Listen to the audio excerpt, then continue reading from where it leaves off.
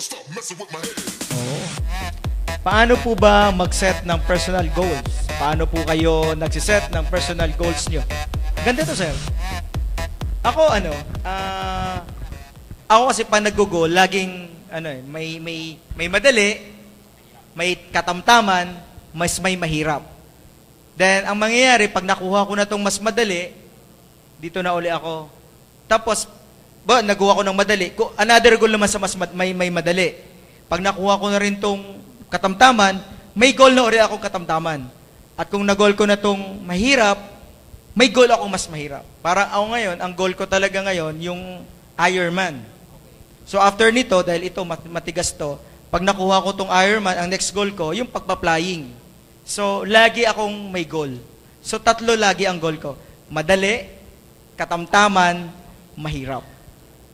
So hanggang namamaster ko na yun, so, lahat nakukuha ko yun. Siguro sasagutin ko to na perspective na hindi sa sitwasyon ko ngayon.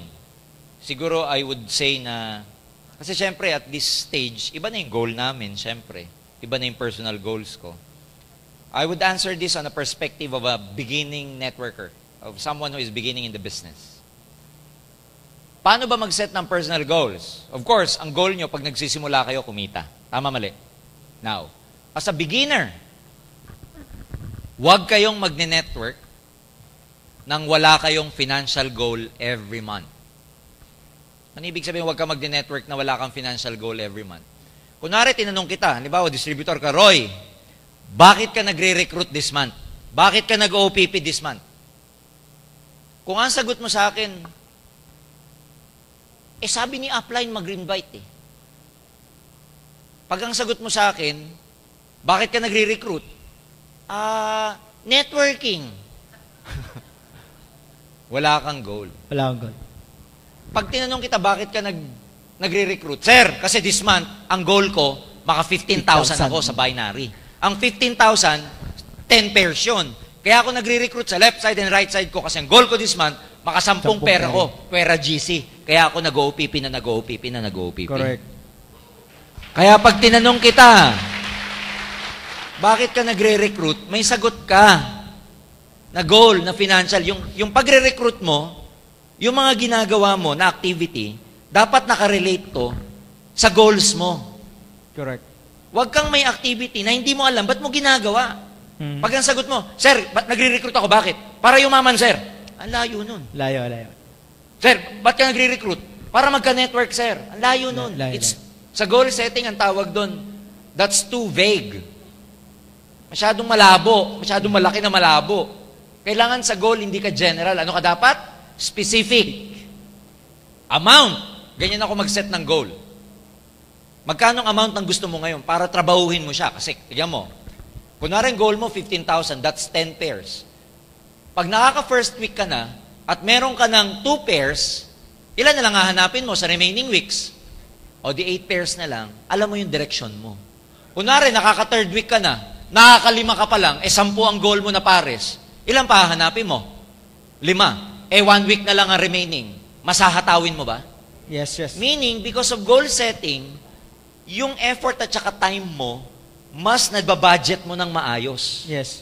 Ang Pilipino pa naman, pag malayo pa yung deadline, complacent. Correct. Pero pag malapit na, cramming naman siya. Ano ang ikaka-complacent mo at ano ang ikakram mo pag wala kang target na amount ng income? Correct. Kaya dapat may target ka kasi pag malapit ka na, malapit na yung end of the month, magka-cramming ka na eh. Maraming hindi nagka-cramming kasi wala kayong goal. On one end, may advantage ang pagka-cramming because it pushes you to really work until you meet your deadlines. Correct. Paano kung wala kayong goal? Kaya ako kung ang tanong dito, paano ako mag-set ng personal goal? Monthly, nung nagsisimula ako, may target amount of income ako nakukunin. Pag alam mo kasi yung target amount of income, madedefine mo na kung anong mga activity ang gagawin mo. Second, alam mo na ngayon yung mga activity na hindi productive sa monthly goal mo, hindi mo muna gagawin. Hindi ka muna manunod ng sine. Correct. Wala mo ng date. Alam niyo yung date? Yung dinner date. Di ba? Wala mo ng mga date, wala mo ng mga sine-sine, wala mo na lahat. You learn paano ka magkaroon ng discipline when you set your goals. Kasi pag mag-goal ka, natutulungan mo yung sarili mong magkaroon ng disiplina. So that's how I set my goals when I was starting. Tapos syempre, pag nag-set ka ng goal at na-beat mo yon, next time, mas malaki dapat. Do not set the same goal every month. Life become exciting pag palaki ng palaki yung goal mo. Yes. Third na tip ko, pag nakuha mo yung goal mo, you deserve to reward yourself every time you get your goals. Yes. Pag nakuha mo siya, alam mo, sa financial management, ang unang-unang ituturo, alam nyo kung ano? Make sure to reward yourself first before anything else. Before anyone. So when you get your goals, huwag ka magigilty na i-overindulge yung sarili mo. Magpaspa ka, yun ang goal mo eh. Kunwari, may nakuha kang goal. Pag nakuha ko yung goal na yan, bibili ako ng kulay puting G-Shock. Kasi gustong-gusto yung puti eh. May nauso ngayon bago, bibili ako ng yellow, red, blue na G-Shock. Magkakakulay.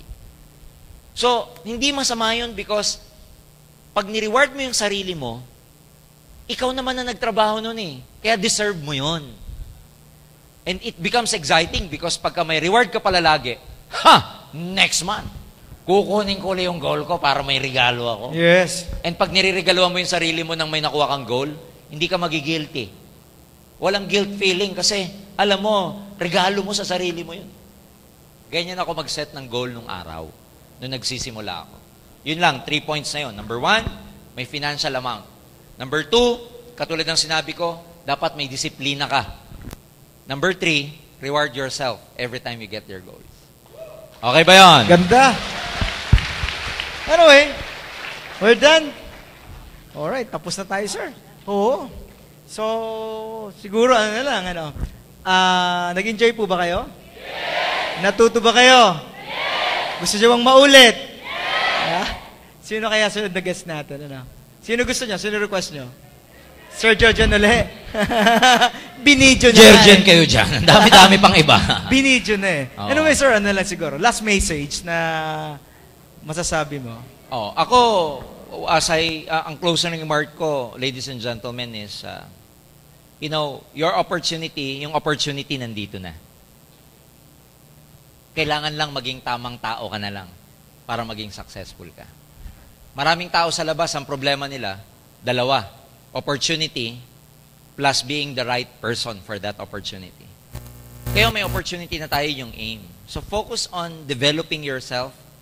Focus on being the right person. Kasi pag right person ka na, kumpleto na yung equation. Sabi ko nga, what is luck? Di ba hindi totoo yung luck?